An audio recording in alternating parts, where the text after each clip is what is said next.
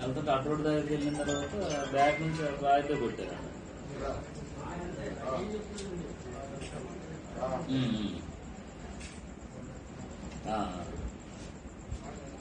ఈ గంట క్రితం బరింకలపాడు అడ్డు రోడ్డు కాడ జరిగినటువంటి నా కారు మీద గుర్తు తెలియని దుండగులు నా వాహనం మీద దాడి చేయడం జరిగింది. ఆ వాహనంలో నేను లేను.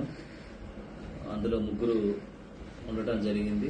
వెనకాల నుంచి వచ్చి ఎవరో రాయితో కొట్టారనేసి అందులో వెళ్ళేటువంటి వాళ్ళు చెప్పారు.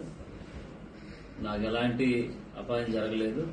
నాయకులు కానీ, కార్యకర్తలు కానీ, ప్రజలు కానీ ఎవరు కూడా భయభ్రాంతులకు గురి కావద్దు. నేను సేఫ్గానే ఉన్నాను. అలాగే ఈ దాడి చేసినటువంటి వారిపై మేము తప్పకుండా చర్యలు తీసుకోవడం జరుగుతుంది. ఎవరు కూడా భయభ్రాంతులకు గురి కావద్దని మరొకసారి తెలియజేస్తాం.